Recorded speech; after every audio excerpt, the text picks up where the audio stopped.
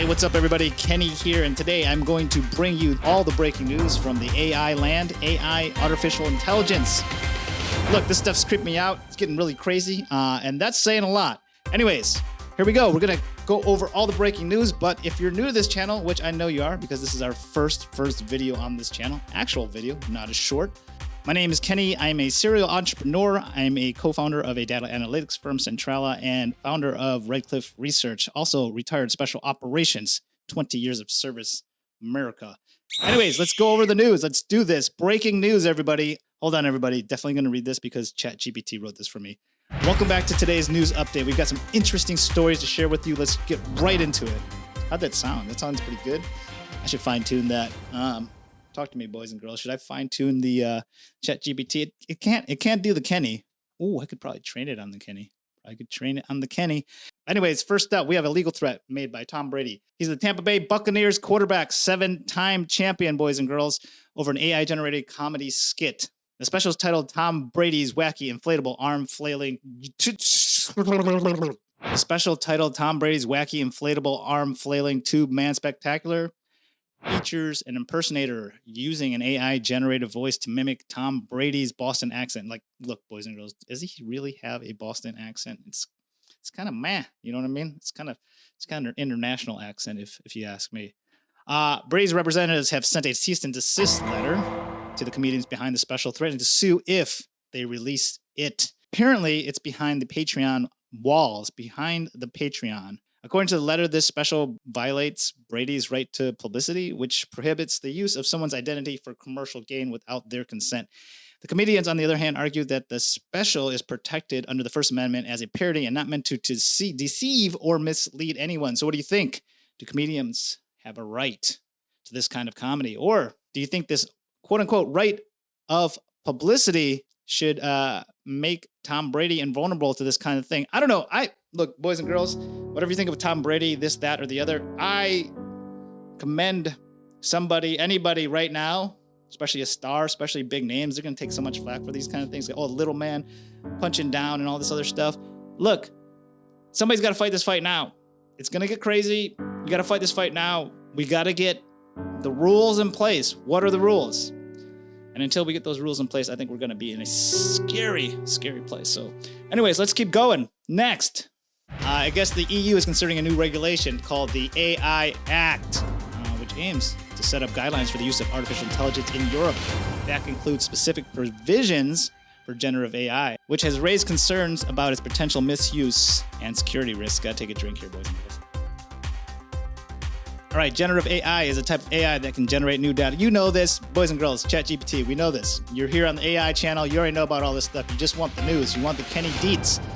Anyways, under the proposed act, the AI Act, generative AI would be subject to a stricter regulation than any of the other types of AI, requiring companies to conduct risk assessments before deploying generative AI models, such as ChatGPT, of course, and ensure transparency in their use.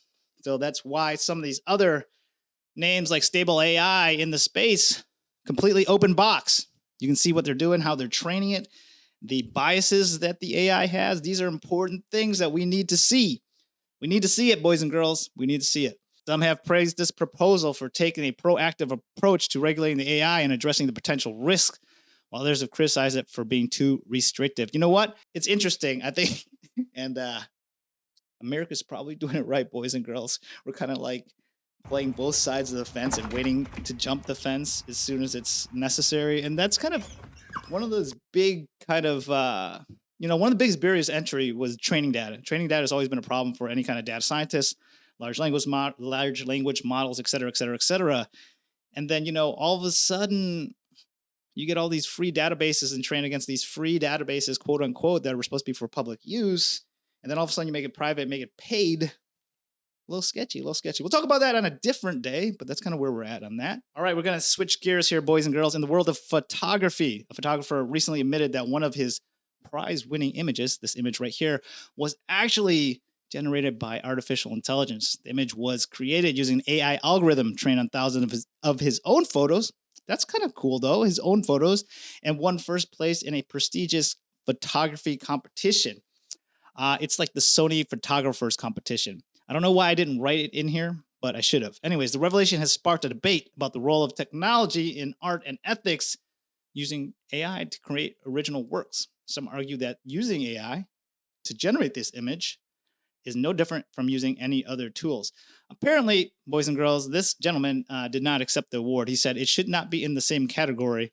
Basically, I'm not saying he did it to prove a point, but maybe he did, because why else would you do it? He didn't say it specifically, but good on him to not take this prize. By that same admission, though, maybe he should have took the prize. And finally, Zero GPT, which is a GPT detector, cheating detector, for instance. Should be foolproof, right? Nope. Isn't foolproof. It has made this surprising claim that the U.S. Constitution is 92.15% AI generated. Boys and girls, I'm going to read this very, very seriously right here. The detector analyzed the text of the Constitution and determined that most of it was likely generated by an AI system. This claim has been met with skepticism. Who wrote that? By many historians and scholars who question whether an AI system could replicate the style and substance of the founding fathers who wrote the document over 200 years ago. The better question to ask is, how smart were these geniuses? How smart did they have an AI generator in their back pockets? Maybe. Were they time travelers? I don't know. That's not this YouTube channel, but some YouTube channel is probably going all over it right now. Breaking news. Constitution's actually recent, and it went back in time. It's crazy, boys and girls. Anyways, hey, look, if you like this kind of thing and you made it all the way to the end, you might as well hit some buttons. I'm not going to ask you to do it. You know what to do, but there is an algorithm out there. All right, that's it for today's episode of Breaking News. We will have breaking news all the time because when you put breaking in the title, it hits hard, hits the algorithm hard when you put breaking, boys and girls. Anyways, if you haven't had enough of me and you want to see more serious Kenny, check out Redcliffe Research. It's a stock channel on YouTube here. But if not, see you tomorrow. Take it easy. Bye.